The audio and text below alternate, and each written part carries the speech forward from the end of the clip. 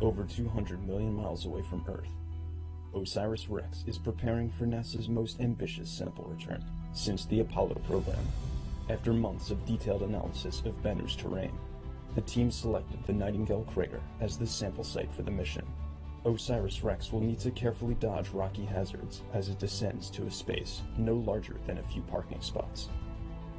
The spacecraft has mapped the terrain in high resolution, capturing a stunning catalog of images across Bennu's rough surface.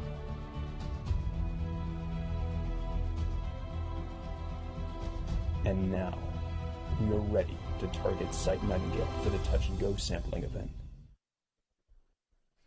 In the dark voids of the solar system, drifting in between the familiar planets and their families of moons, are the asteroids.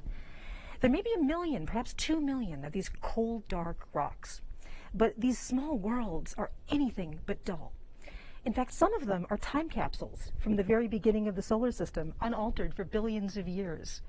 And in fact, the clues to how everything around us began, from the formation of the planets to the beginning of life itself, may be locked up in these asteroids. And tonight, a spacecraft from Earth is going to touch one, bring back a sample, and prepare the long journey back to Earth where we can analyze it. Welcome, everyone. I'm Michelle Fowler from NASA's Goddard Space Flight Center, and thank you for joining us. I'm speaking to you live from the mission support area at the Lockheed Martin Space in Littleton, Colorado. As you can see, I'm struggling with my mask here a little bit. We're here to follow the sample collection for NASA's OSIRIS-REx mission. This is an operation referred to appropriately as TAG. Now, remember that this is a historic event. Today's endeavor will be the first time the space agency has ever touched the surface of an asteroid, collecting a sample of this pristine ancient material, a scientific treasure far more precious than gold. Joining me throughout the show will be the principal investigator of the OSIRIS-REx mission, Dante Loretta. Welcome, Dante. Thank you, Michelle. It's really great to be here today. I'm a professor at the University of Arizona, and I have the honor and the privilege of leading this amazing mission for NASA and really for the world. It's pretty amazing. So now the main event is happening in about an hour. And this is called TAG. Can you explain to us a bit why it's called TAG? Yeah, today we're tagging an asteroid, and TAG is an acronym that describes our sample collection strategy. We're going to send the spacecraft down for a short duration contact with the asteroid surface, anywhere between 5 and maybe as long as 15 seconds. So we call it a touch and go, or tag an asteroid. And it actually is almost sort of like a quick touch, a tag. It's a very good way of putting it. Exactly. Yeah, absolutely. So there's lots of asteroids out there. We talked about the fact that there are a couple million. So why have we selected this particular one to sample? Yeah, the target of our mission is called Asteroid Bennu.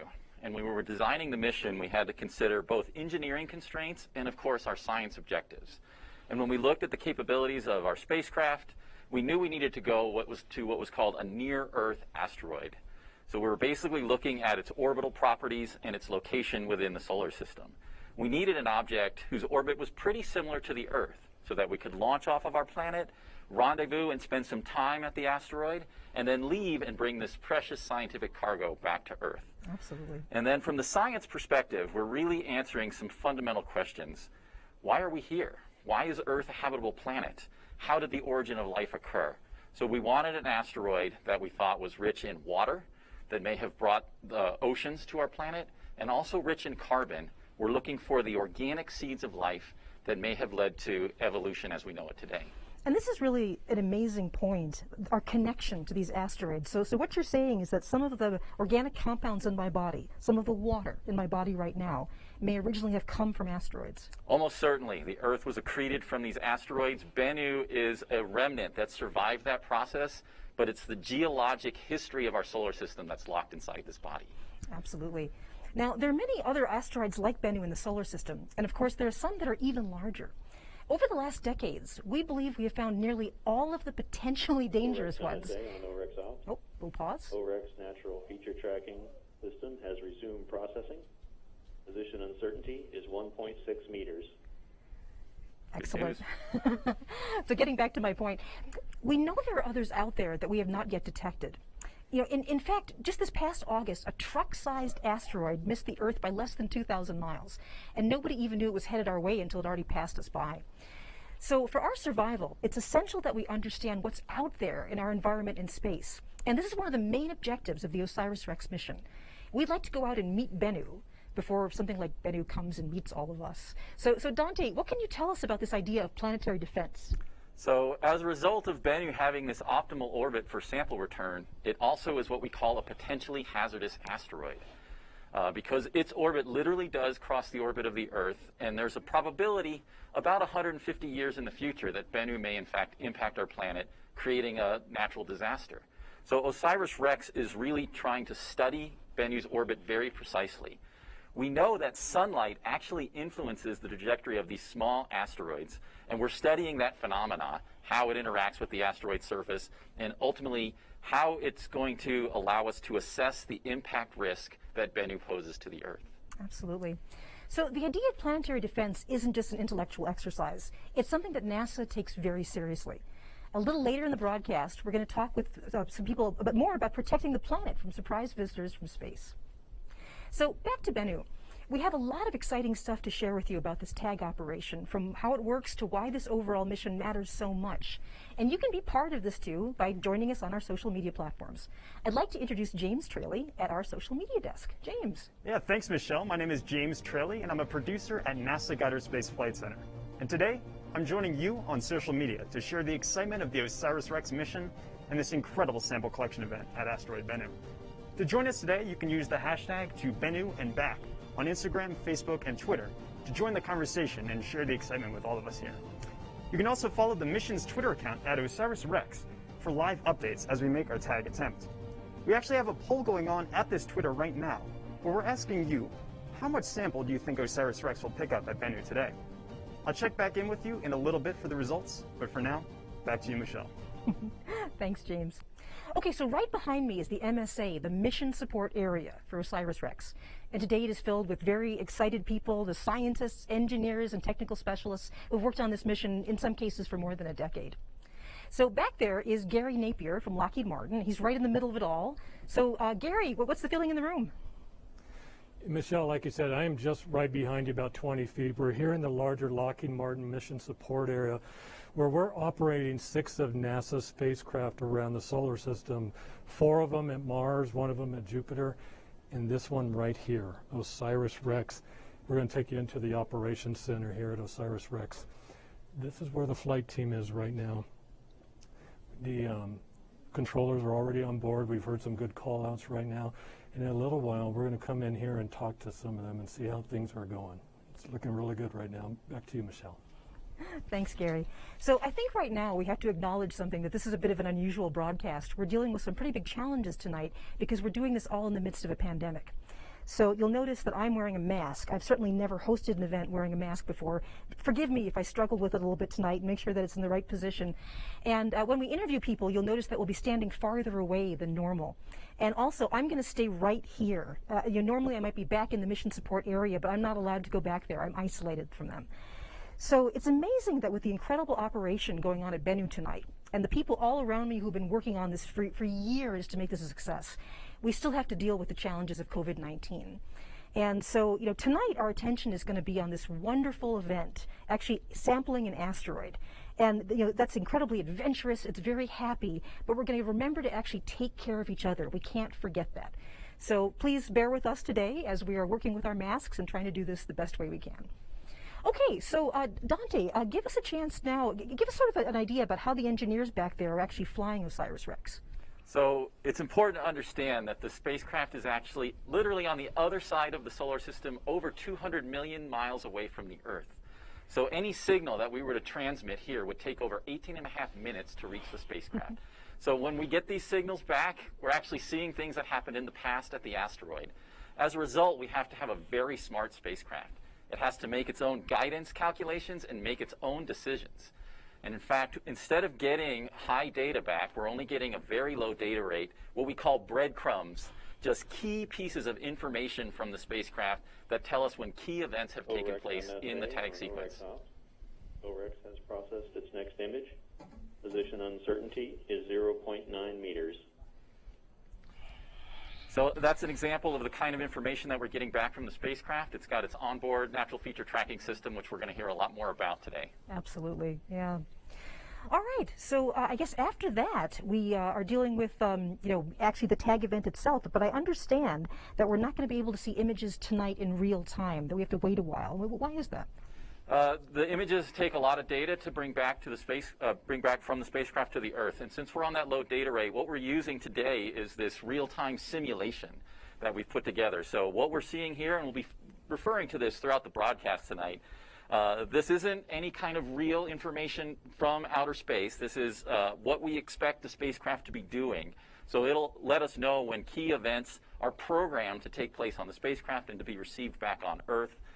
There may be some lags in communication, but this is going to really help us visualize what's actually happening at Asteroid Bennu. So when will we expect those first images?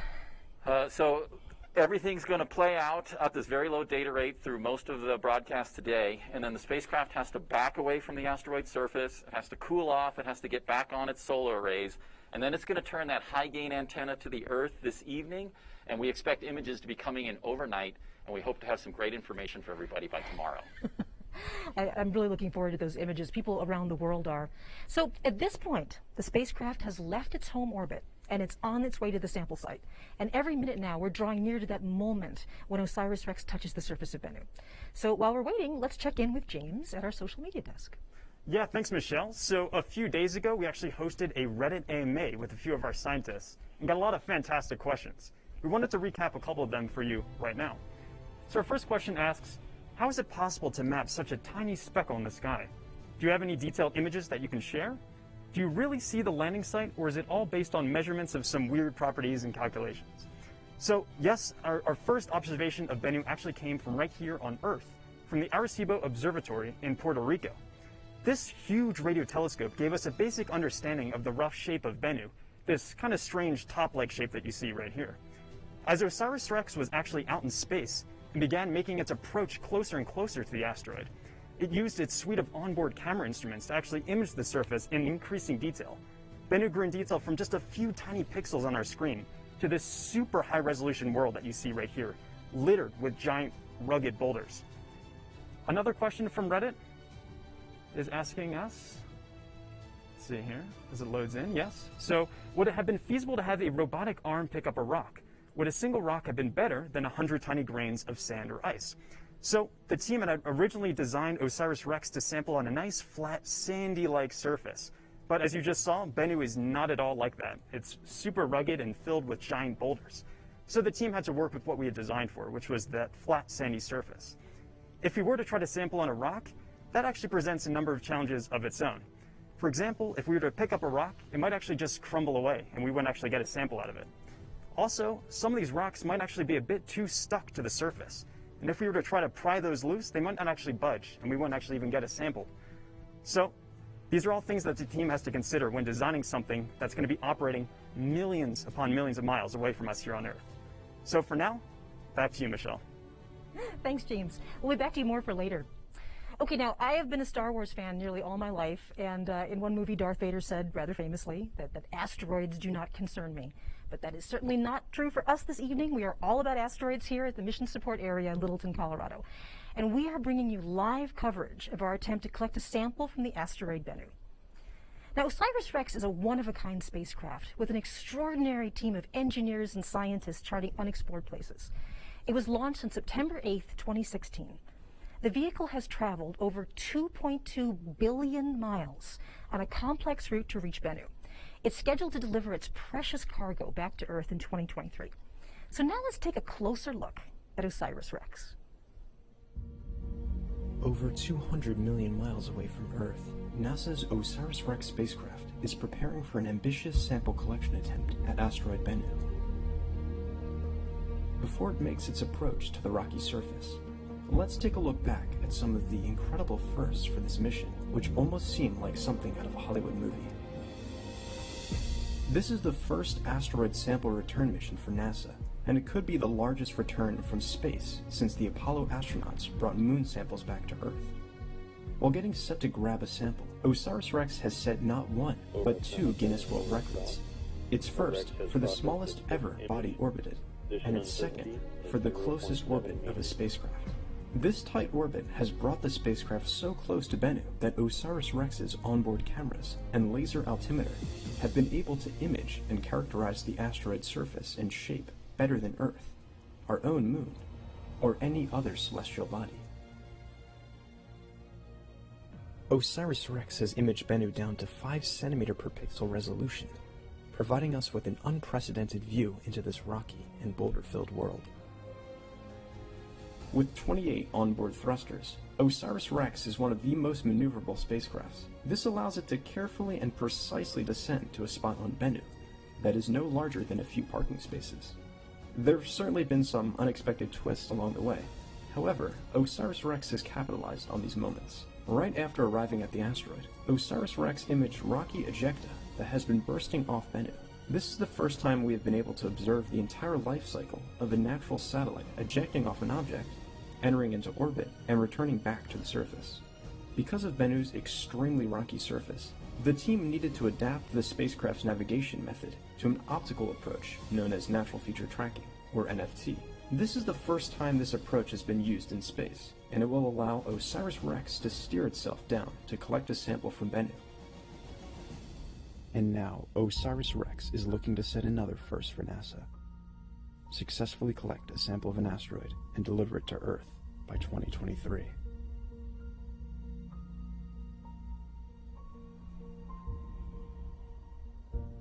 Welcome back. If you're just joining us, I'm Michelle Fowler from NASA's Goddard Space Flight Center, and with me is Dante Loretta from the University of Arizona. And you are here with us on a historic evening. It will be NASA's first sample return from an asteroid, the attempt to actually sample the asteroid Bennu.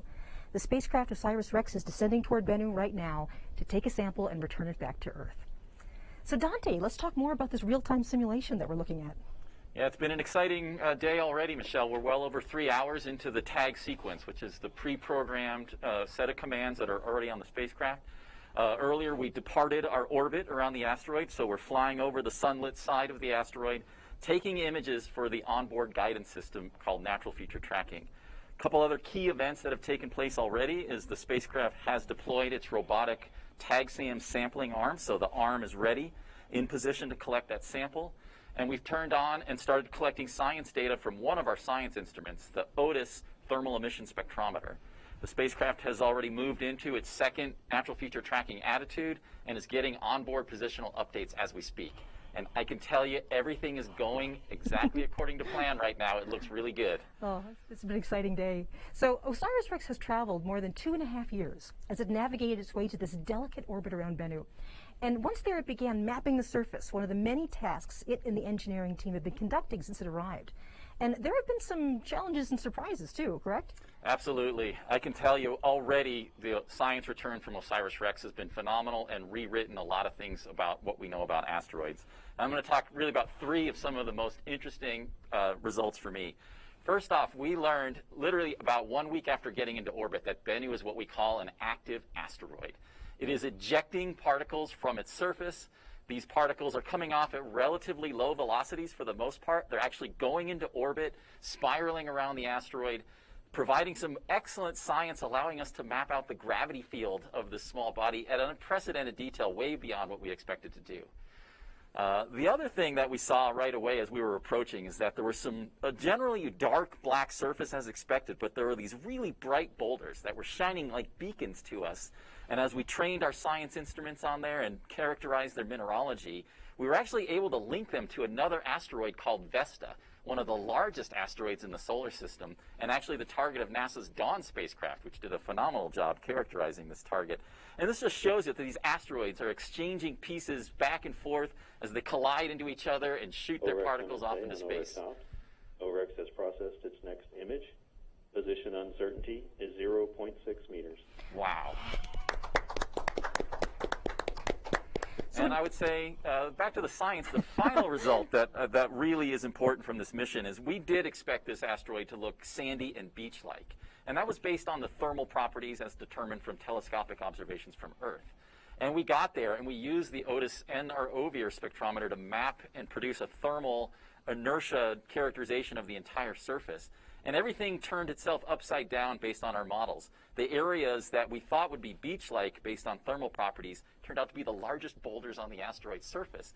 And the more fine-grained regions turned out to have what we call this higher thermal inertia, completely opposite of everything we expected, propagating a lot of great science as a result. And so when you mentioned that there are these bright rocks from Vesta, does that means that Bennu was once in the asteroid belt between Mars and Jupiter? That's right. Bennu is currently a near-Earth asteroid, but it's a recent wanderer into the inner solar system. We actually think it's fragments of a much larger asteroid that was catastrophically disrupted maybe 1 billion years ago.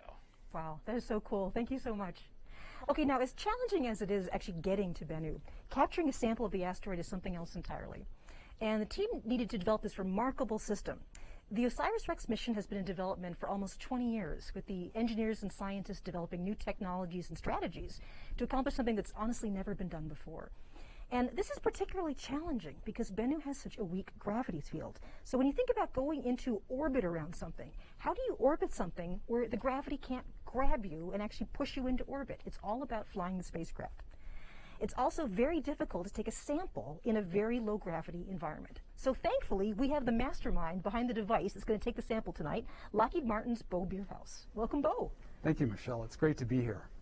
Okay, so let's talk a bit about why working in this low gravity environment makes it tough to get a sample, because you might think sort of at first you could just take like a robotic claw or a robotic arm and scoop something up, but that's not going to work in these conditions. That's exactly right. The microgravity of Bennu provides a challenge of sampling that we don't normally face on Earth. You can imagine trying to use a shovel or a scoop on Earth, and the ground pushes against you, but the gravity keeps you on the ground. On Bennu, the surface gravity is thousands of times lower than on Earth, so if you pushed a shovel or a scoop into the ground, you'd push yourself right off the surface. So we had to come up with a technique that worked within this very low gravity. We also had the challenge of uncertainty of the mechanical properties of the surface. And both of those things made landing a challenge. We wouldn't know how to grapple particularly well in this material. So we had to come up with a technique that worked in the microgravity environment and that could work in this tag architecture, this touch-and-go architecture of just a few seconds long. Now, I understand you have brought some models with you, both of the spacecraft and of the instrument that will be taking the samples. So show us what you've got here. That's exactly right. So this is a scale model of the spacecraft. The arm is extended in the sampling position. Partway down the arm, you can see 3 gas bottles. We'll use one of them today. This has high pressure nitrogen gas, which passes down the arm into the TAGSAM head itself.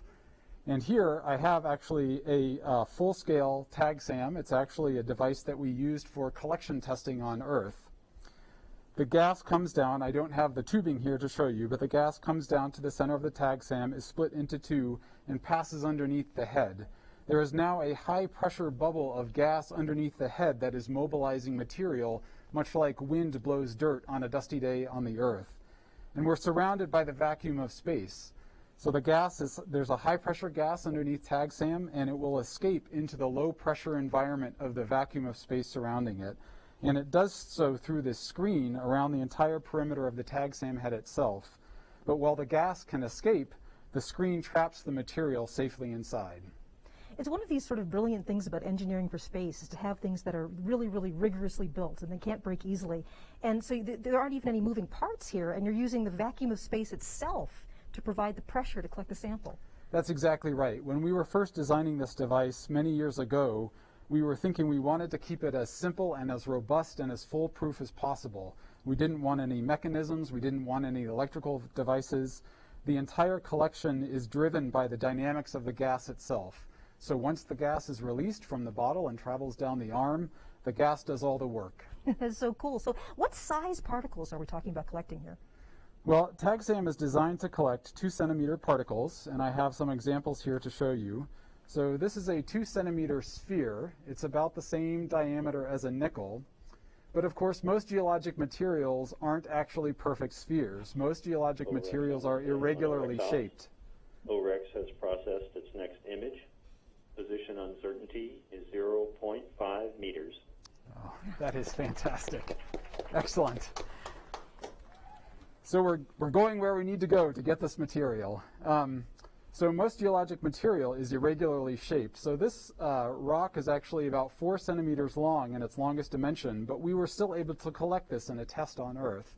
And that's because even though it's 4 centimeters in this dimension, you can see that it's much less than 2 centimeters in that dimension, or even 2 centimeters in the other dimension.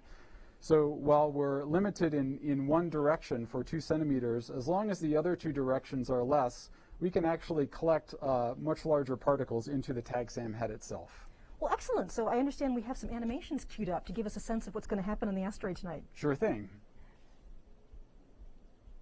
So what you're seeing is the spacecraft descending at a leisurely 10 centimeters per second to the surface, 15 times slower than walking speed. It contacts, the spacecraft senses contact and fires the gas. The gas mobilizes material underneath the TAG-SAM head. That gas escapes into the vacuum of space through the perimeter, and materials collected inside the TAG-SAM head. The spacecraft fires its thrusters and backs safely away from the surface of the asteroid. Well, thank you for the tutorial, Bo. I mean, clearly the science community is going to be very excited to study whatever TAG-SAM collects. So thank you so much. Thank you. It's wonderful to be here. Okay, well, speaking of all the important the thing that's happening in less than an hour, right now, before we get any later, it would be a good time for us to get a tour of the Nerve Center here at Lockheed Martin Space in Littleton, Colorado. Right behind me is the Mission Support Area, or MSA, and that's where OSIRIS-REx team members are keeping an eye on the spacecraft right now. So let's send it over to Gary. What's going on, Gary? So as I showed you earlier, we're just around the corner from you. This is the heart of the TAG operations, and we thought this would actually be a really good time to kind of check in with the team, see how things are going, and the best person to do that is joining me, and this is Sandy Friend. She's the OSIRIS-REx operations manager here at Lockheed Martin. So Sandy, thanks for joining us. How's the team doing?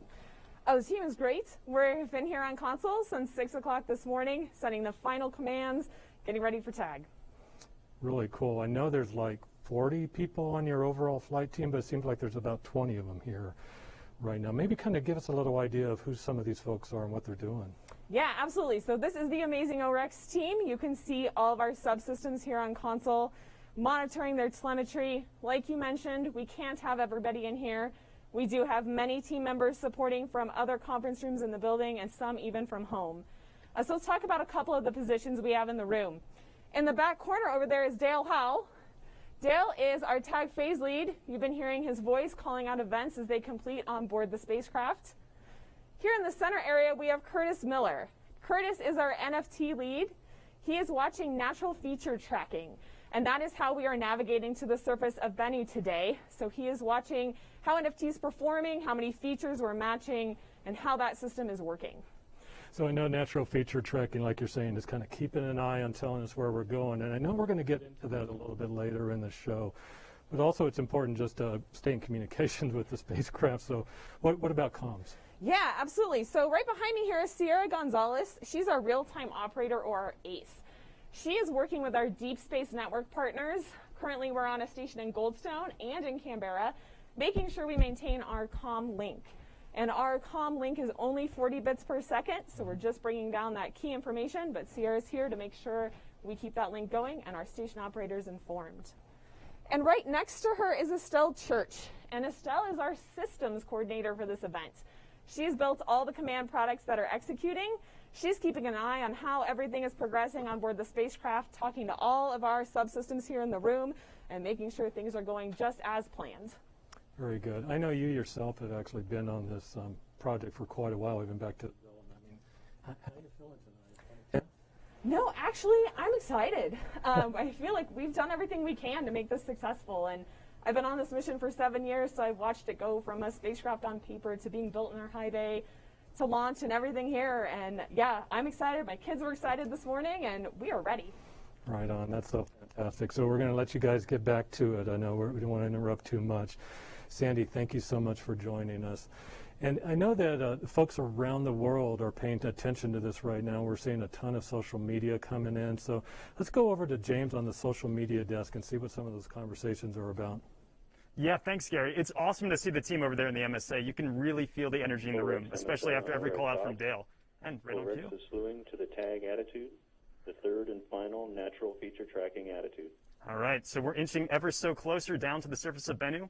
But today we also want to hear from you. So you can check in on live updates at our Twitter account at OSIRIS-REx, or using that hashtag to Bennu and back across social media to get in on the conversation. In the meantime, a question I had when I first started covering the mission is, how do you even begin to prepare for a mission of this scale? I mean, when I first heard about OSIRIS-REx, it really seemed like something out of a big budget movie. But this is a reality. We're actually going to be trying to sample on an asteroid. To put things into perspective for you, Bennu is about the size of the Empire State Building.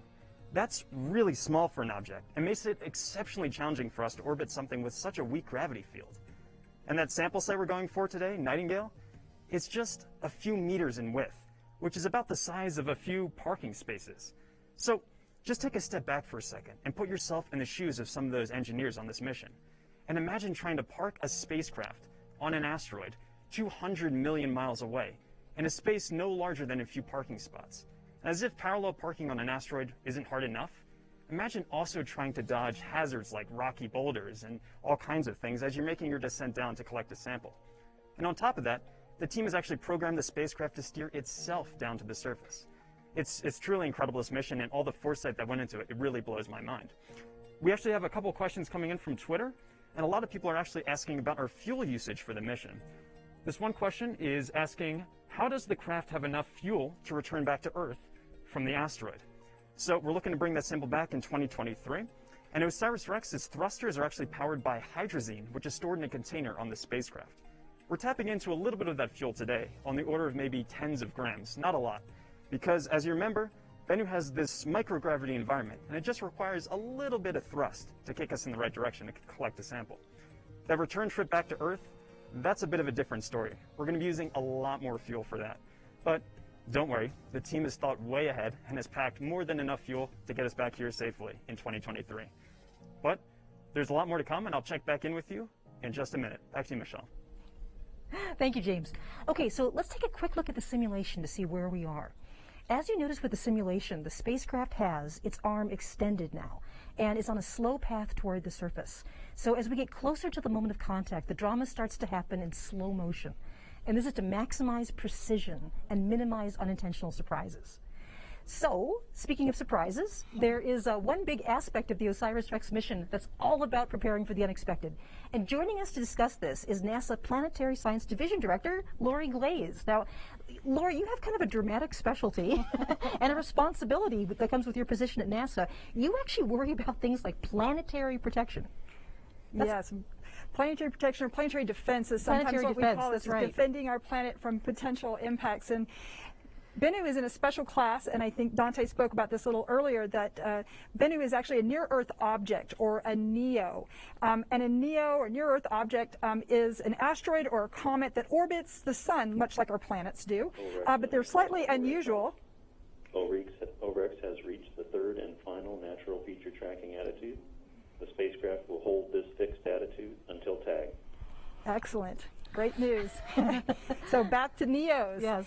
So NEOs are somewhat unusual in that their orbits bring them within the vicinity of Earth's orbit.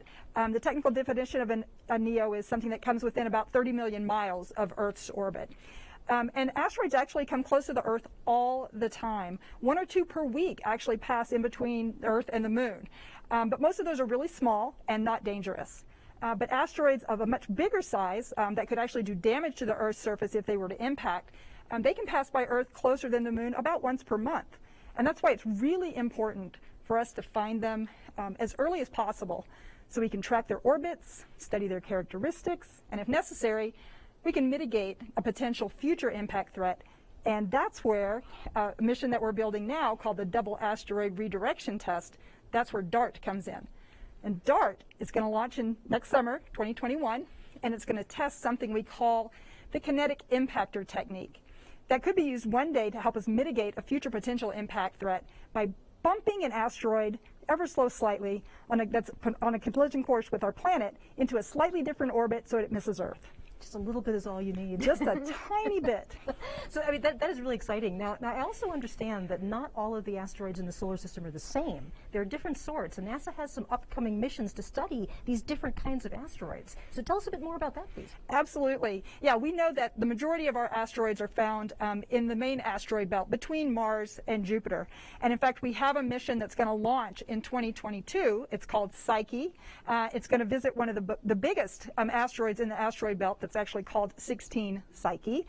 And this mission is going to arrive in early 2026 and help us better understand if this asteroid is potentially actually the core of a planet-sized object. We also have other types of asteroids called Trojans that are clustered in two groups that lead and trail in Jupiter's orbit due to a balancing act of the pull of both Jupiter's and the Sun's gravity on them. NASA has a mission to those Trojan asteroids called Lucy. It's going to launch next fall, about a year from now, and it's going to go visit several of these Trojan asteroids. We have a new mission called Janus, and we selected this mission through our Simplex small mission program line. This mission is going to send actually two small spacecraft, very small spacecraft, to two binary asteroid systems and help us understand what it is that makes these binary asteroid systems different from one another. And so studying this full breadth of these diverse small worlds will continue to help us fill up the knowledge gaps of how our solar system actually formed and evolved over time. So it seems with all these missions coming up, we're sort of in a golden age of asteroid exploration. But then there's this other aspect of the OSIRIS-REx mission, which is the sample return. And it turns out that we're also beginning this golden age of sample return to it, and not just to asteroids. You're absolutely right. And we're really excited about all of these samples because they're so precious and there's so much science we can do with them. In addition to OSIRIS-REx, we're also partnering with the Japanese Space Agency on their mission called Hayabusa 2, which is actually already on its way back, bringing a sample from Ryugu. They're going to be coming back to Earth in December. We're also partnering with Japanese Space Agency on another mission of theirs that's going to return a sample from Phobos, which is one of the two moons of Mars. And then finally, at the end of this decade, we're going to send a mission to Mars to retrieve the samples that are collected by the Perseverance rover, which is really truly our first astrobiology mission from NASA. And it's focused on looking for finding potential life, ancient life on Mars. So sample of return is really important because it allows us to study these pristine samples back here on Earth. We can then take advantage of our room-sized laboratories. All of this. OREX ops. OREX has begun moving the solar arrays to the Y-wing configuration to avoid possible contact with the surface during tag. Great news, moving right along. So when we bring the samples back, this allows us to use all of the laboratory capabilities that we have here on Earth. We can use the full suite of the scientific instruments that we have at our disposal to help us better understand the sample, their compositions, and the history of the body from which they came. And also having the samples back here on Earth allows us to preserve them for future generations to come and allows our future explorers to analyze the samples using techniques and instruments that haven't been invented and to ask questions that we don't even know to ask yet. That is just so cool. I mean, life is all about how we navigate unknowns. This is something that's happening in real time around us tonight. So it's reassuring to know that there's an organized plan that you're in charge of to help take some of the uncertainties out of at least one dramatic category. So Lori Glaze, thank you for joining us this evening. So good to see you. Thank you so much for having me. I just want to add that it's been fantastic to watch the OSIRIS-REx mission so far, and I'm really, really excited for what's ahead tonight, and I want to say congratulations to the entire team. Thank you so much. Thank you. Now, asteroids are not easily navigated. They're hard to see, they have low gravity fields, they're dark and rocky, and traveling around the solar system where everything is moving rarely means traveling in a straight line. Let's take a look at some of the big challenges the team has faced to get to this point. As we started to approach Bennu from a distance and it started to fill up the camera field of view, it looked exactly like we thought it would, with a few boulders sticking out. But as we got closer, we expected to see a very sandy surface with maybe a few boulders here and there. And what we saw is very little sand. And we saw these mountains, we saw boulders, we saw rocks, and we saw very few areas that had this sandy surface that we were expecting and what we had designed to.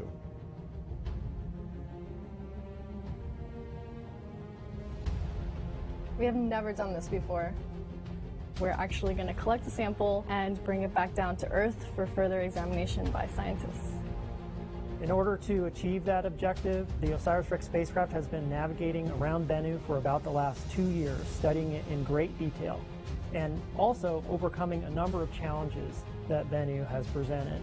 We were looking for locations on Bennu that were 50 meters in diameter, relatively flat, and covered with fine-grained material. And by fine-grained material, I mean stuff that's the size of a dime or smaller. We realized that there were no sites on Bennu that even came close to meeting this criteria. Everywhere we looked was too small and covered with boulders. So we actually had to fly a number of additional close passes over the asteroid and rethink our entire plan for grabbing the sample. After the additional observations of Bennu, we had to down-select to 4 sites, and then go back and survey those sites even further to select the final primary sample site. My first impression of Nightingale is that's the last place I wanted to go. But as we started looking at other sites, we saw that 1, this is probably one of the most sampleable sites, and 2, we were overperforming in our navigation capability and our ability to contact. Natural feature tracking works a lot like the human mind in that we pick up landmarks along the way. As we descend, we look at features on the ground. We program the computer to recognize certain features. It takes a picture, says this feature is not where I expected it to be, it's a little bit off to the side, updates its position based on where it's pointed and where that feature shows up in the camera position. The tag event is our touch and go event, which is where we'll actually be retrieving the sample from Asteroid Bennu. We start with a series of maneuvers, one of them being the checkpoint burn, which is where we'll actually check our position velocity in relation to the sample site. And then the match point burn, about 10 minutes later, we'll zero out our horizontal velocity relative to the surface. And then about 10 minutes after that, we make contact with the tag SAM, fire the gas bottle, and then back away.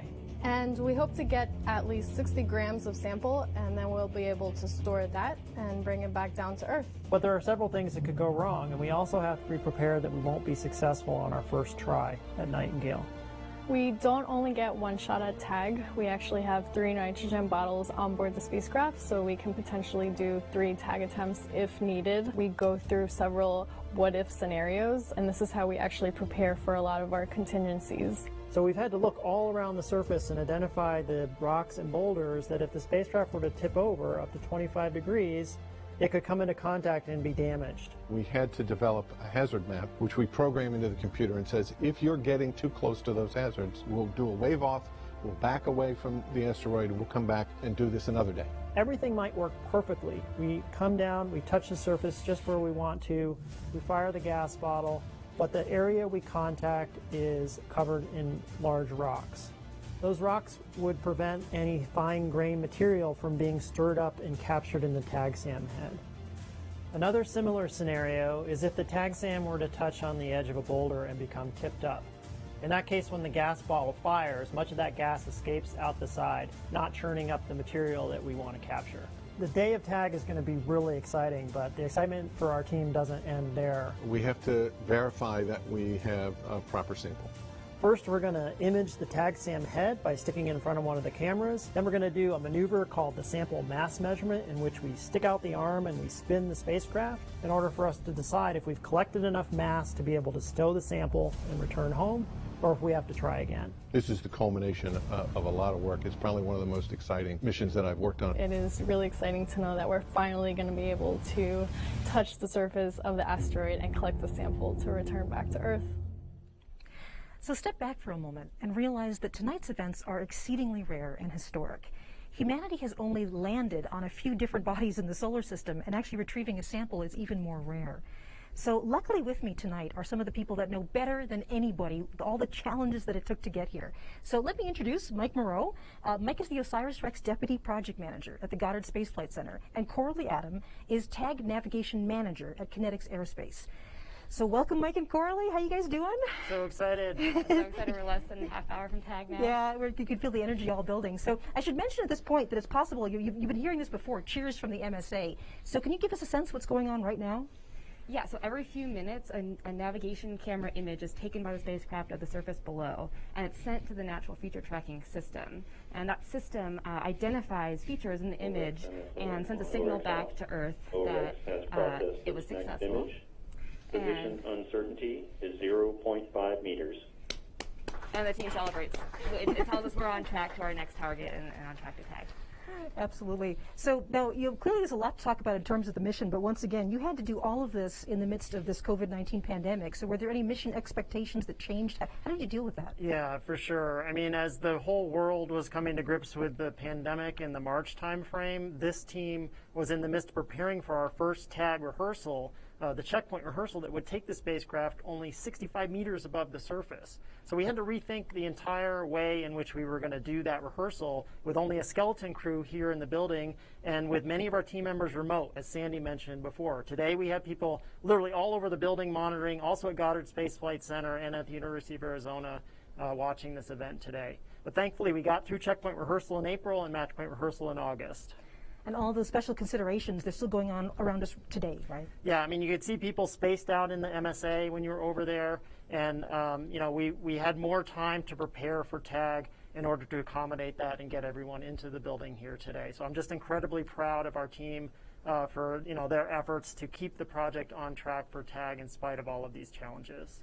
Absolutely. So I know NASA's famous for having to deal with unexpected situations, and this COVID-19 thing is kind of a different flavor of unexpected situations. So we're going to deal about that. Okay, so now let's talk more about the challenges of TAG that we introduced in the video segment. So Corley. Right, so you've seen that Nightingale site is an extremely challenging spot to navigate into. There's boulders all around it. This is totally different than how we originally designed the system to target a 50-meter diameter area. Nightingale is 10 times smaller than that. So it required the whole team to rethink how to safely navigate into the contact with the surface, and we had to come up with some new ideas. Yeah, so the original navigation approach used LiDAR, or laser-based navigation, to take us to the Nightingale crater. But when we saw what Bennu looked like, we realized we had to switch to a vision-based approach, and that's the NFT system that you've been hearing about. Yeah, so the Kinetics navigation team has spent the last 2 years learning how to navigate around Bennu using optical navigation techniques very similar to what NFT is doing on board the spacecraft today. So Kinetics worked with scientists and the Lockheed Martin NFT OSIRIS team MFA to on OSIRIS map the surface of Bennu. OSIRIS has processed its next image. Position uncertainty is 0.5 meters. Really honing in. So we mapped the surface of Bennu to unprecedented resolution of 2 centimeters per pixel, which is better than what we've done on our own Earth and Moon. So it was a huge Herculean effort to get to this point where we're comfortable handing the maps and the keys over to the spacecraft to get us down into this small site today. Absolutely. So I guess right now it's time to say goodbye to you guys. The best of luck for today. I'm really excited, and it's great to be with you guys. Thank you, Michelle. Yeah. So right now, I think probably the best thing to do is to check in with Gary Napier. I guess we're going to go back and see how things are going back there. So to Gary. So things are going really good right now, Michelle. We're actually going to talk to Heather Enos here, the Deputy Principal Investigator for the OSIRIS-REx mission out of the University of Arizona. Thanks for joining us, Heather. Hi, Gary. So what's really interesting, Heather, is that you actually feel that, long missions like this are really important. I mean, you go from design to build, but operations is really quite a while. That it's actually really important to involve that next generation and kind of bring that generation up, correct? Talk to us a little bit about that. Absolutely, Gary, you're right. All the way back from when we started planning this mission, OSIRIS-REx, we recognized it's a long duration mission. And although that presents challenges for retaining your key personnel, we actually took it as an opportunity to use this mission to train our next generation of students and science engineers and scientists. A good example is we had one of our science instruments is called REXUS. It's an X-ray spectrometer built by a team of students at MIT and Harvard. So real hands-on. That's really interesting. I mean, I understand you also have some folks that actually were students and came onto the team later? Yeah, so being at the University of Arizona on a PI-led mission, we have had hundreds of undergraduate and graduate students working on this mission over the course of the last decade.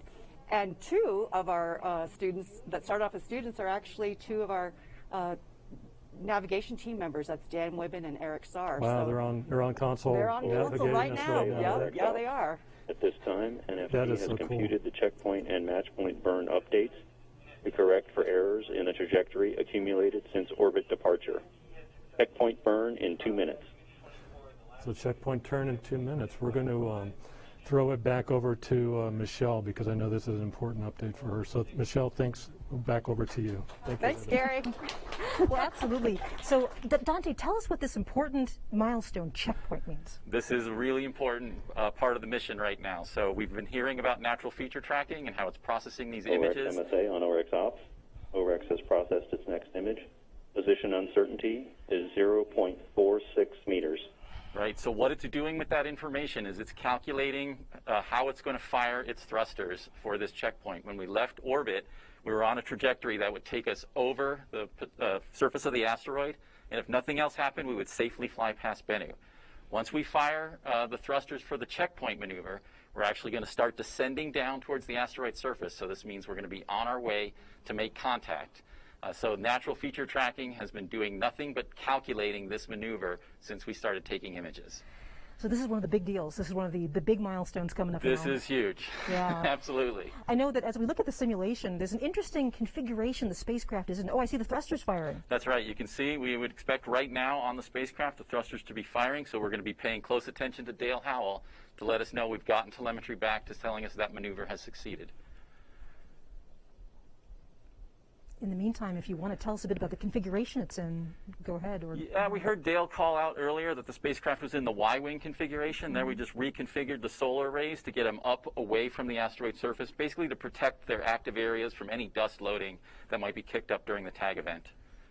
It's another excellent Star Wars reference. That's right, always.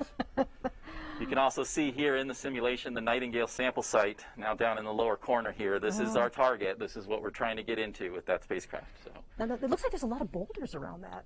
Yeah, as we've said, generally the surface of Bennu is rough and rugged and covered with boulders. Nightingale really does stand out as a pretty unique, interesting area on the surface. How you doing? Doing pretty good. Paying close attention to that call out, waiting for Dale to tell us that checkpoint has occurred. Absolutely. So what we're waiting for right now is the call out that checkpoint has occurred, and the OSIRIS-REx spacecraft has begun its descent towards the asteroid surface. Right. Any time now. And it's probably worth mentioning. OREX MSA on OREX ops. Checkpoint burn has completed. Okay, we're heading down towards the asteroid surface at this point. Oh, wow. Oh, wow. Okay, well, you know, I guess the next thing that comes up is going to be this match point maneuver. So that's the next big milestone for us. That's right. So we've got one more firing of thrusters with the spacecraft to get us lined up for the sample acquisition event. We call that the match point because what we're doing there currently as we're flying over the asteroid surface, in fact, it's the asteroid surface that's rotating underneath us. Mm-hmm. And when we fire thrusters for match point, we're doing that to match that rotational velocity so that the spacecraft becomes station keeping essentially over that Nightingale sample site. Mm-hmm, absolutely. All right, so I think we have a little bit time now to turn to our social media desk. So James, what's going on in social media? Yeah, Michelle, it's super exciting. You just heard that checkpoint burn confirmed. We are now just very, very close down to the surface of Nightingale. And you guys have been really excited over on social media too at that hashtag to Bennu and back. Lots of great messages rolling in here. Someone's really excited for our little robot friend to go rock hunting on the surface. We had someone who actually attended our launch back in a couple of years ago at Cape Canaveral and are now watching the broadcast live with us today, excited for that sample collection event. We have Philip who kind of puts it in perspective for us here. He says, this is amazing and extremely difficult in so many ways. Bennu's orbit, spin, inclination, the orbital mechanics of this long mission are just astounding. I can only imagine how many orbit simulations have been made here on Earth. It really is a crazy mission, and we also have our animal friends, our pets, cheering us on here as well. Bennu is rough from this couple of our pets here, really excited. So we're now just minutes away from that match point burn, and for that, I'll kick it back to you, Michelle.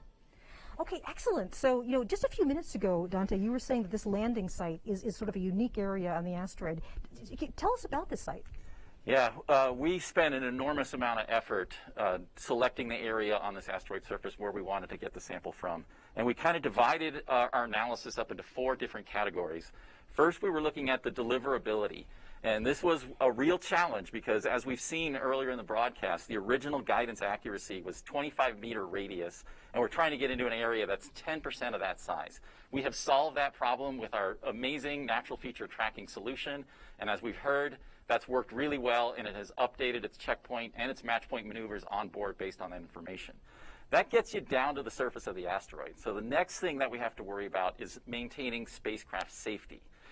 There's a lot of hazards on this asteroid surface, things that could damage a critical component, and we decided to focus safety on the things that were needed to get the sample back to the Earth. So there were certain things we could lose at this point in the mission if they didn't fulfill that objective. We still have some upcoming major milestones that help us maintain that spacecraft safety. Now natural feature tracking is going to be switching over to calculating the contact point on the asteroid surface.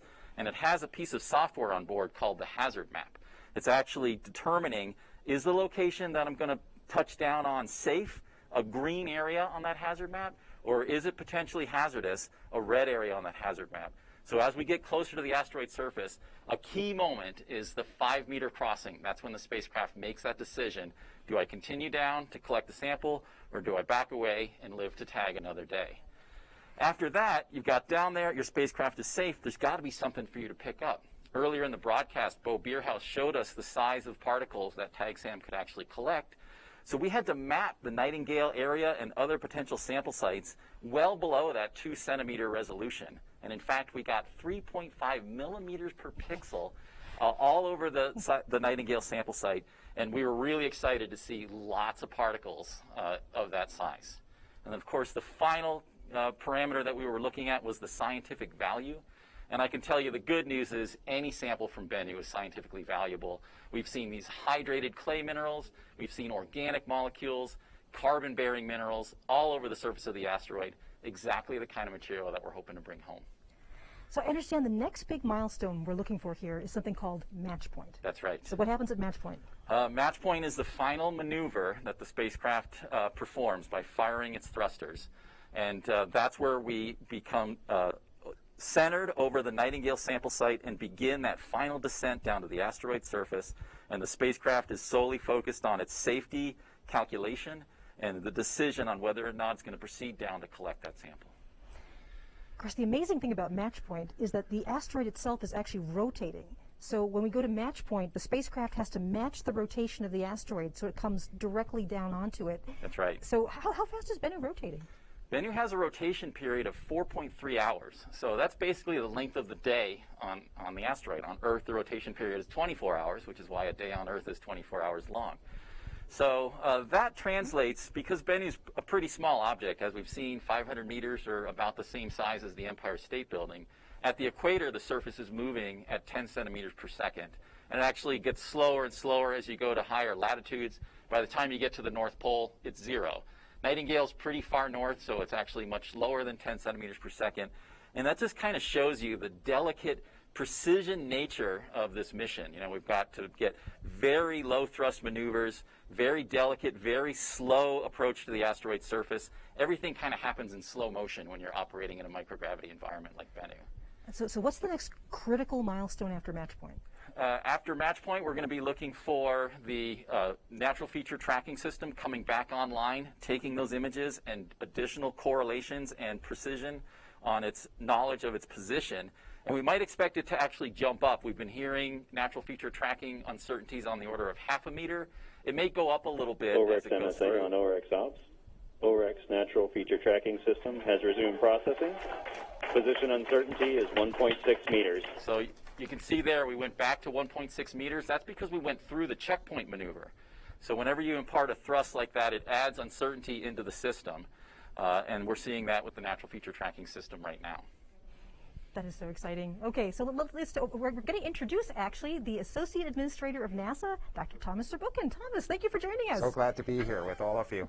It's an exciting time, Thomas. Happy birthday. Thank you. Yesterday, That's right. Yesterday is his birthday. Yeah, that's right. Happy birthday. So, I guess, everybody here is aiming for this point in time called this TagSam, but it turns out that there have been a lot of friends, a lot of colleagues that have helped get us to this moment. So, who's been along with us on this journey? Well, look, I mean, there's a number of course, domestic partners, many of them around here. You talk to some of them, but there's also international partners, and the Canadian Space Agency provided the laser altimeter, which is an important instrument here. And of course, we have a partnership with JAXA. What we're going to do is actually share the samples from Ryugu, from Hayabusa 2, with OSIRIS-REx once it's back for maximum science. And that's really what international partnerships are about. So this is a big mission for NASA, but it turns out that there are many different kinds of partners in a mission like this. Give us a sense of the range of partners that we have. Well, look, I mean, it starts with the University of Arizona. That's where the leadership is, and with you there and your entire team. But NASA Goddard Space Flight Center is a critical partner with managing, of course, especially also working with Lockheed Martin, who really, with that team deserves a lot of credit, and Kinetics, which was already introduced, as well as many others. If you really look, so often missions like that touch many, many states around the United States. Absolutely. So, Thomas Zurbuchen, thank you for joining us, and we will see you later on in the program. How do you feel, man? I'm pretty excited. This is the final 10, 12 minutes here for contact. I feel really good. The team's in high spirits. As you and I talked about earlier this week, we have done everything possible to make this today a success. Exactly right. And your mind is already out there, and the spacecraft is already on the way out in real time. Can you imagine that, right? It's good actually to point out whatever has happened with TAG has already happened. We're well past that 18.5-minute one-way light time. Absolutely. Hey, congrats. Let's continue doing this. Yeah, we'll see you later. Thank you, Thomas. Yep. Oh, wow. Okay, so we're coming up, I know, on the critical point of match point. So at what point will we know that we really have a sample? That's a great question. We're not exactly sure what's going to happen right away. We'll know if we made contact with the asteroid surface today. We'll know if the gas bottle fired, and we know that we backed safely away from the asteroid. But we actually have a lot of work to do over the next week or so. We'll take a look at the images that we were acquired during contact with the asteroid surface, and then we'll go into a different imaging campaign. We're about 30 seconds from match point, so we're going to keep our ears open for that critical call out from Dale. OREX MSA on OREX Ops. OREX has processed its next image. Position uncertainty is 1 meter. All right, we're back down to a meter positional uncertainty. That's great news. So back to sample verification. We will, after we're well away from the asteroid and everything has kind of settled down, we have that robotic arm. We're actually going to use that to put the TAG SAM head into the field of view of SAMCAM. And we can look not only at the top of the sampler head like we're going to get with the images today, but we can actually turn it around and we can look at the base of TAG SAM. We have, in addition to the gas stimulation, we have contact pads. Simply by making contact with the asteroid surface, we think we can pick up fine-grained particles, less than a millimeter or so. But basically, we're going to be looking for any evidence of asteroid material on or inside the TAG SAM. Now, obviously, you don't want to go all the way back to OREX Earth. MSA on OREX Ops. Match point burn is complete.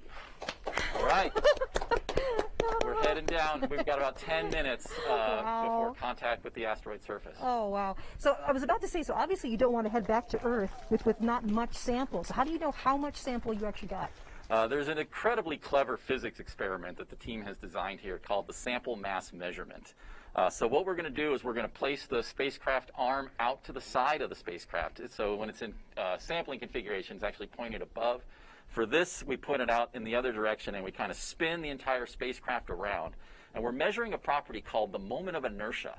We have actually already done this prior to initiating the TAG sequence today. So we know what that property is when the TAG SAM head is empty.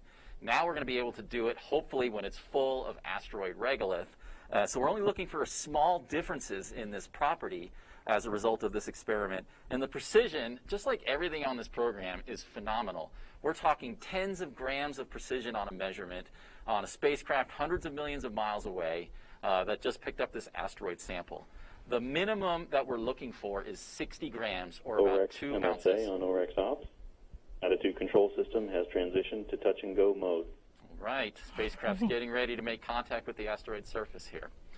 So the sample mass measurement will tell us if we have 60 grams or more of material, and that'll happen on Saturday later this week. Excellent. Okay, Dante, this is it. You know, the engines have given us a push in the right direction, and OSIRIS-REx is on course to make touchdown on an asteroid. So we're going to listen to the flight controller calls from MSA, but before we actually touch the surface, it's a great time to visit our social media desk again. So, James, what's going on? Yeah, thanks, Michelle. So you've been hearing those call-outs from Dale over the loudspeakers about those NFT images processing. It'd be awesome to actually grab a camera and make the trek out to Bennu to photograph it up close in person. But, you know, as we've mentioned, Bennu is a little bit far away from us right now, on the order of 200 million miles away. But don't worry, here's something OSIRIS-REx can deliver to you right now from the comfort of your own home. If you're on Instagram, you can head over to @NASA Solar System. We have 2 AR filters that you can use on your social media stories. This first one's called OSIRIS-REx and You and features OSIRIS-REx playing tag with Bennu around your head. The second one is called To Bennu and Back and allows you to place an asteroid wherever you are, at home, at school, bring an asteroid with you. So I understand we actually have a question coming in from Instagram from Mauricio, who asks, how do you manage the force back from touching down?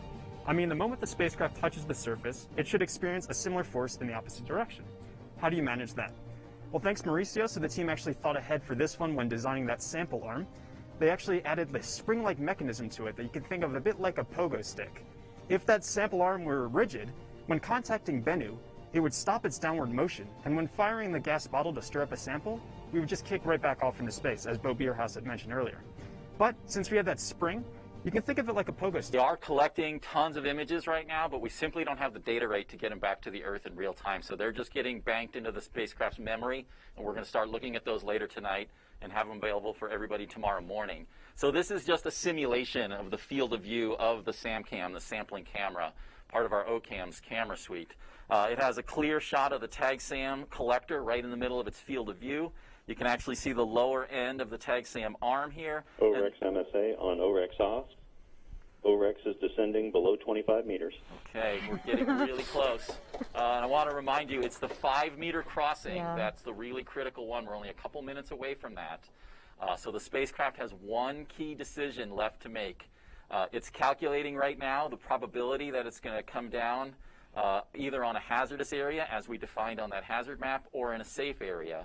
So we may, at 5 meters, the spacecraft may decide that it's hazardous and it's going to back away, allowing us to live the tag another day. So to me, all my senses are on that call out right now. Yeah. I really want to hear that we are go for tag, so that's just a couple minutes away here. And of course, remember that that was planned for. That That's right. It has to know it's safe, otherwise it's going to back up and try again another time. That's really how we solve the amazing challenges that this asteroid surface presented to us. You can see here that this is a pretty daunting terrain that we're coming down here. There's giant boulders all around the Nightingale site, even some large rocks inside the crater that we do not think the spacecraft would survive, at least with the ability to return back to Earth if it made contact. So it is there to protect itself first and foremost. Safety is always first, but we're feeling pretty good. Everything's gone really well today, so I would say things are looking great for a tag, but of course the spacecraft is the one that gets to make that decision.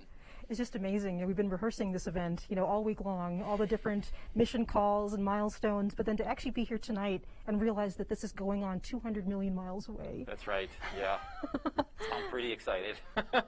So, I mean, there were obviously a lot of firsts in this mission. OREX MSA on OREX ops. OREX has processed its next message. Position uncertainty is 0.5 meters. Predicted tag lateral offset is 1.7 meters. Hazard probability is 0%. Tag lateral velocity is 0.2 millimeters per second. Oh my God. Tag vertical velocity is 10.2 centimeters per second. That sounded really good. Yes. So it sounded like the hazard map calculation looks really good. That we're coming down in a green area. We're going to make contact with the asteroid surface.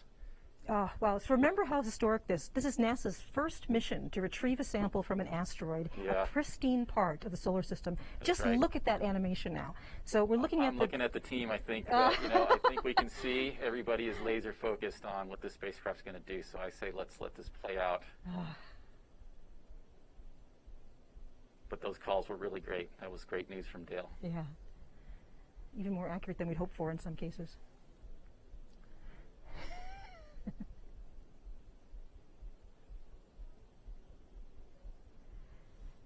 Everybody seems happy. Yeah. So I guess there were obviously a lot of firsts in this mission, and there was a time when you said a lot of what ifs basically. I mean, what if we could actually send a spacecraft to an asteroid? What if we really could bring back a sample of the solar system from billions of years ago? Do you remember where you were when those what if OREX questions? MSA on OREX ops. OREX has descended below the 5-meter mark. The hazard map is go for tag. Contact expected in 50 seconds. We're going in. We're going in. Touchdown declared. All right. Sampling is in progress.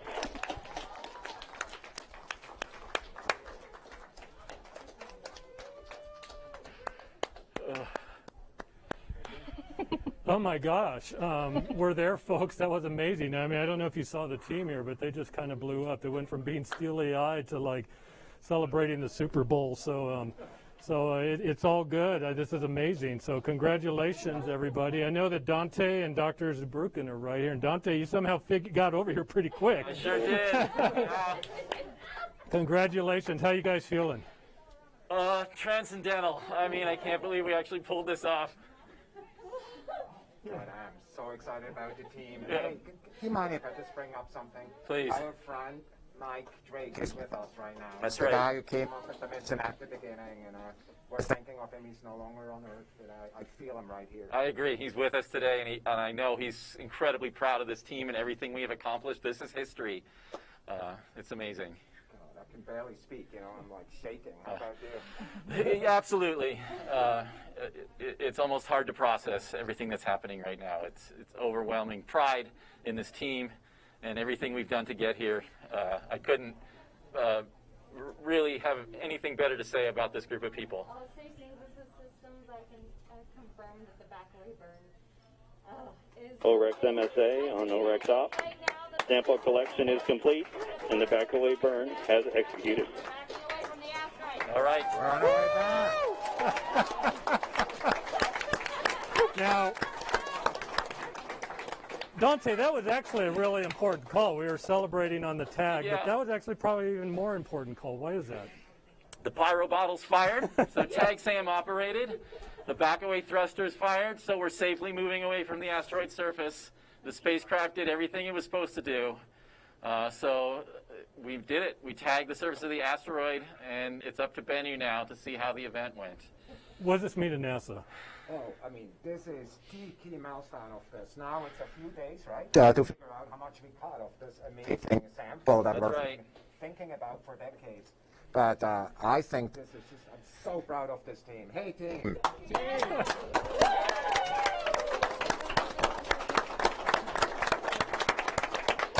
Oh, my goodness. Oh, my goodness. Well, I got to tell you, this has been a fantastic day, a fantastic journey. We're so proud of both of you for being here and supporting that team.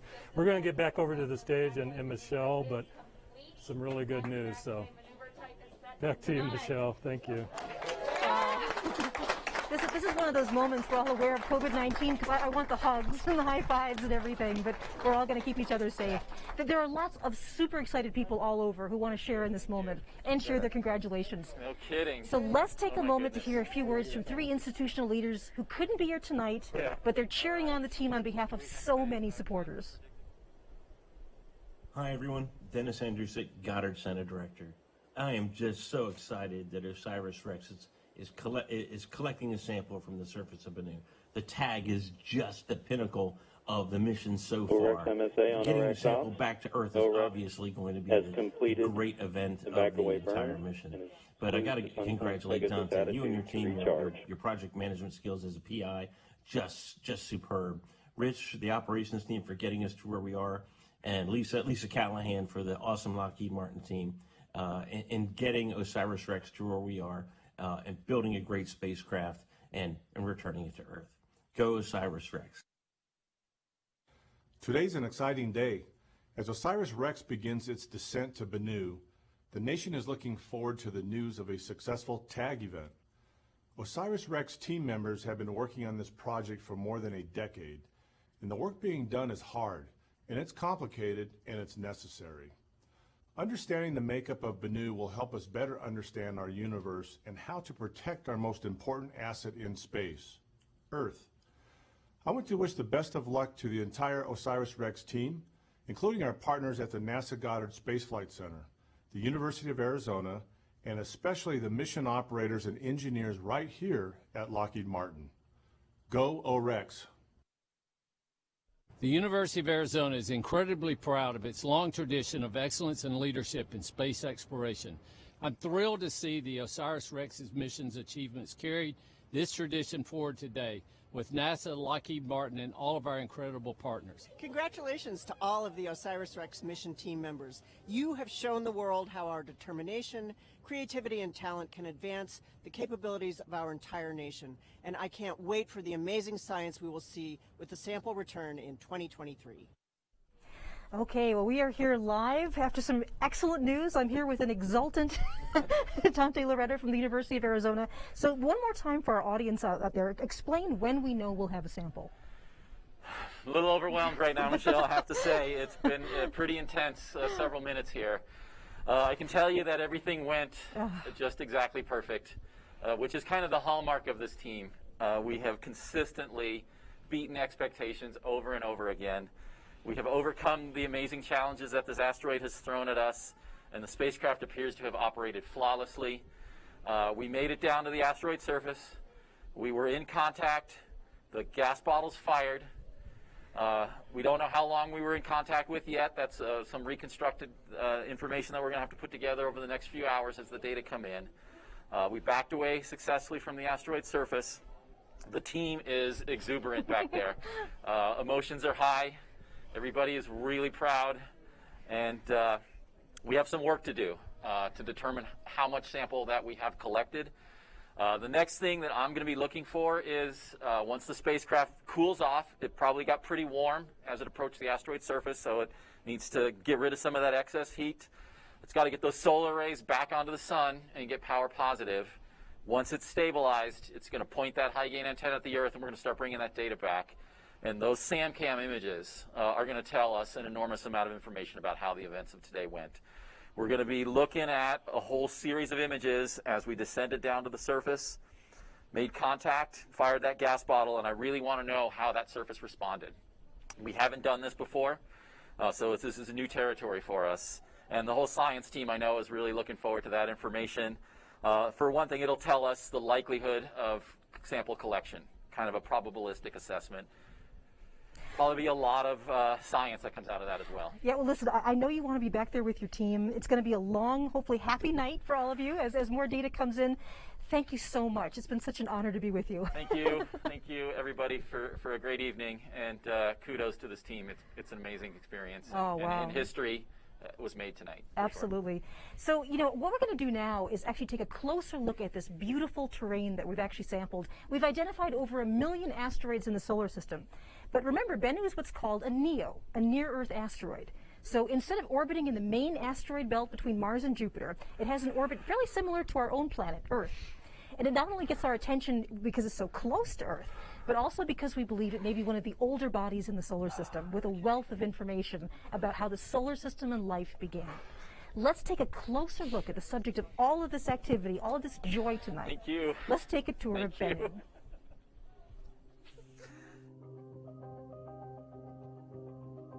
In December 2018, after traveling for 2 years, 101 days, and over 1.2 billion miles, NASA's OSIRIS-REx spacecraft arrived at its target, near-Earth asteroid Bennu.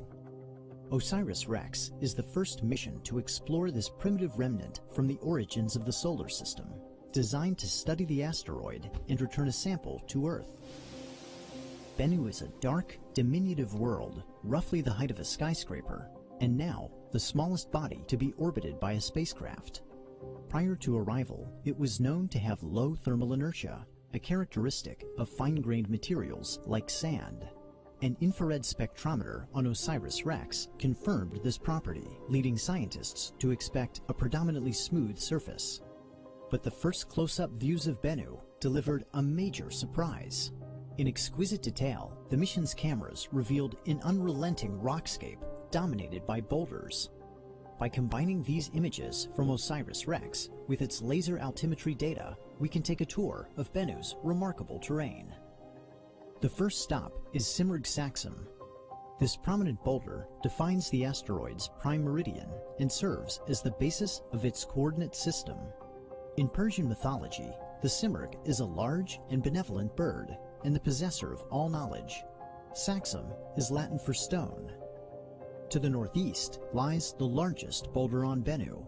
Measuring over 300 feet in length, rock Saxum is a colossus longer than a football field. It is also rich in a type of iron oxide called magnetite, which was used by mariners as an early form of magnetic compass. In Arab folklore, the rock is an enormous bird of prey that can clasp elephants in its talons, as well as stranded sailors like the hero Sinbad. Continuing northeast over the equatorial ridge, we arrive at Gargoyle Saxum. This striking boulder is among the darkest on Bennu, though it clutches a much brighter rock that is about the size of a person. In medieval legend, gargoyles are dragon-like, winged monsters that can breathe fire and that guard cathedrals from evil spirits. Our next destination takes us far to the east. At the northern end of a small crater lies Ocypity Saxum, a comparatively bright boulder measuring about 33 feet in diameter. Ocypity Saxum is located near one of 3 sites where Bennu ejected small particles into space in early 2019, displaying its dynamic and evolving nature. In Greek mythology, Ocypity is one of the 3 harpies, the half-maiden, half-bird personifications of storm winds, who would carry evildoers away from the earth. In the creation stories of ancient Egypt, the universe began as a formless, endless expanse of water. From this primordial sea arose the primordial mound, Benben. It was upon this rock that the god Atum settled in the form of the Bennu bird and sent forth the call that shaped creation. The story of Benben harkens to the mounds of fertile silt that once emerged from the receding floodwaters of the Nile, and it provides a fitting namesake for the tallest boulder on Bennu. Protruding by over 70 feet, Benben Saxum is so tall that it was first detected from Earth. Now, we can appreciate this monumental feature in detail using data from OSIRIS-REx. The final stop on our tour is a cluster of exceptionally bright boulders scattered across the southern hemisphere. They bear the spectral fingerprint of pyroxene, a mineral found in igneous rock that is unlikely to have formed on Bennu. These boulders most likely originated on the large asteroid Vesta and were delivered to Bennu's parent body through meteoroid impacts. Although it is small in size, Asteroid Bennu has proved to be a fascinating world, abundant in geographic features that have defied our expectations. Thanks to OSIRIS-REx, we can now explore Bennu to uncover its composition, its evolution, and its ancient memories from the origins of the solar system.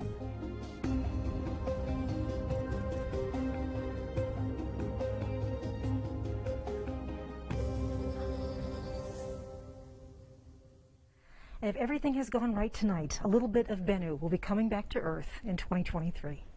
So let's get one last visit with our social media desk. James, what's going on? Yeah, Michelle, I've got goosebumps. I really can't even begin to fathom that we just tagged and collected a sample from this asteroid 200 million miles away.